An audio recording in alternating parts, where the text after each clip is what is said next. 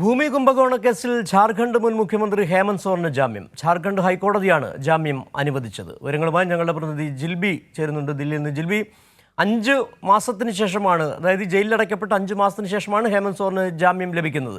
അന്ന് തന്നെ കേന്ദ്ര സർക്കാരിൻ്റെ പ്രതികാര നടപടിയെന്ന് വിലയിരുത്തപ്പെട്ട കേസാണിത്. ഇപ്പോൾ ഇന്ന് കോടതിയിൽ ജാമ്യം ലഭിക്കാതിരിക്കാൻ എന്തൊക്കെ വാദങ്ങളാണ് സർക്കാർ നിരത്തിയിട്ടുണ്ടാവുക?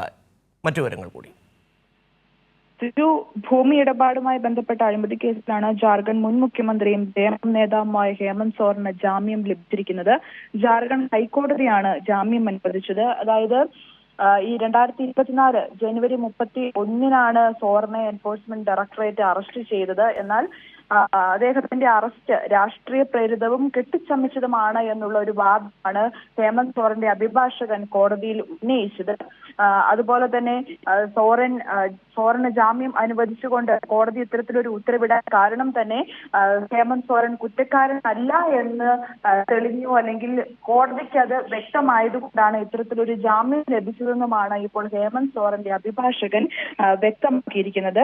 സൂചിപ്പിച്ചതുപോലെ തന്നെ അറസ്റ്റിലായി 5 മാസത്തിന് ശേഷമാണ് ഇപ്പോൾ ഹേമന്ത് സോറന് ജാമ്യം കിട്ടുന്നത്. നേരത്തെ ഈ സംസ്ഥാന നിയമസഭയിൽ നടന്ന വിശ്വാസ വോട്ടെടുപ്പിൽ പങ്കെടുക്കാനൊക്കെ അദ്ദേഹത്തിന് കോടതി അനുമതി നൽകുകയും ഒക്കെ ചെയ്തിരുന്നു. എന്തായാലും ജിൽബിയാണ് വിവരങ്ങൾ നൽകിയത്.